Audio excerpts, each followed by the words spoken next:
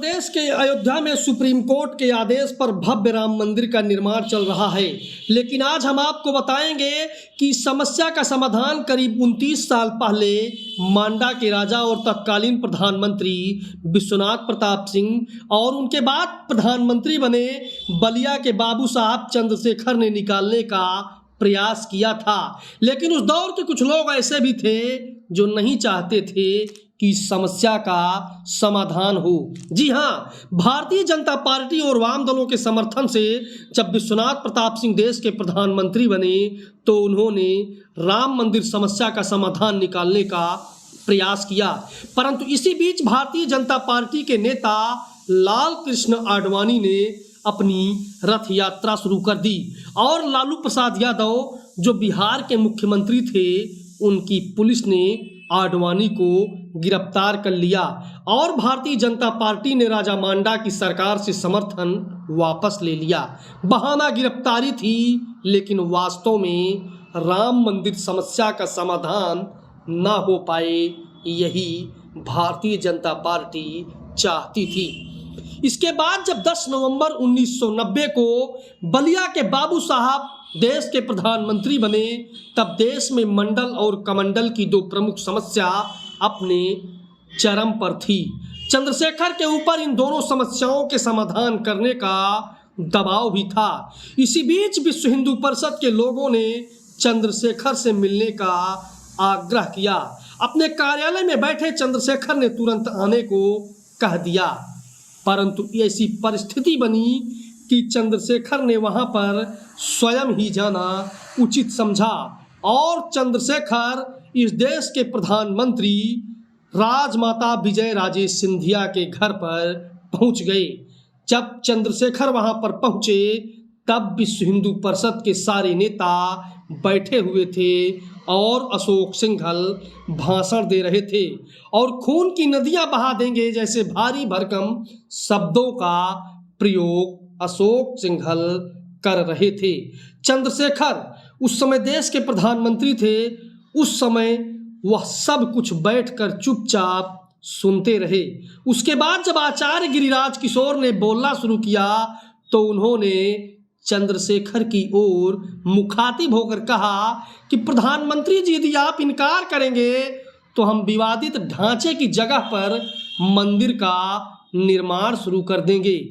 चंद्रशेखर की अब बारी जब आई तब उन्होंने बोलना शुरू किया और चंद्रशेखर ने कठिन शब्दों में कहा कि ध्यान दीजिए, आप देश के प्रधानमंत्री से बात कर रहे हो।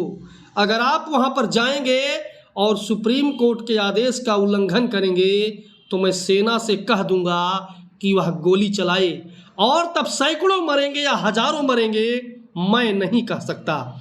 चंद्रशेखर की बात सुनकर विश्व हिंदू परिषद के सारे नेता अवाक रह गए। यह वो प्रधानमंत्री बोल रहा था जिसके पास ना तो संगठन का बल था और ना ही मजबूत राजनीतिक दल था और ना ही सांसदों का गणित बाबू साहब के पक्ष में था। एक विचार, एक आंदोलन व एक जमात के लोगों के बीच चंद्रशेखर ने कहा, मुझे भी इतिहास पता है। 15 से 16 बार इस देश में गजनी के हमले हुए और एक पंडे ने भी अपनी जान नहीं दी। उन्होंने कहा कि अतीत में मत जाइए, किसी का भी भला नहीं होगा और यह भी जान लीजिए कि संविधान और संघ के ऊपर कोई नहीं है। चंद्रशेखर का इतना कहना था कि वहां पर बेचैन करने वाली खामोशी पसर गई।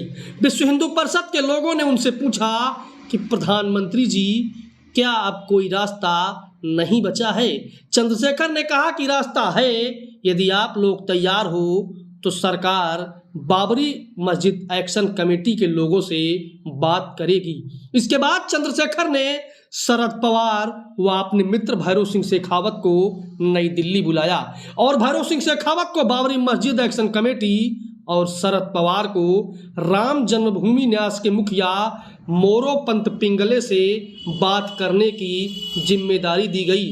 शरद पवार को जिम्मेदारी इसलिए दी गई कि मोरोपंत पिंगले व शरद पवार दोनों मराठी थे। दोनों पक्षों में कई बार साझा बैठकें हुई और साथ में आर्कियोलॉजिकल सर्वे ऑफ इंडिया को भी इस बातचीत में शामिल किया गया। यह बलिया के बाबू साहब का ही प्रताप था कि एक दूसरे के खिलाफ आग उगलने वाले नेता एक टेबल पर बैठे और सबसे बड़ी समस्या का समाधान मिलकर खोजने लगे। परिणाम यह हुआ कि दोनों समूह एक साझा बिंदु पर पहुंच गए। सर्वोच्च न्यायालय ने 3 माह में फैसला देने को कहा और यह भी कहा कि फैसला बाध्यकारी होना चाहिए, जिसे दोनों पक्षों ने मान भी लिया। चंद्रशेखर ने यहाँ तक कहा कि फैसला न मानने पर कठोर कदम भी उठाए जाएंगे। कहा जाता है कि उस वक्त राजनीति के बड़े दिग्गज यह भांप गए थे कि अयोध्या विवाद का समाधान सुलझने का श्रेय चंद्रशेखर को मिलेगा और उसके बाद राजनीति के लिए कोई मुद्दा बचेगा ही नहीं।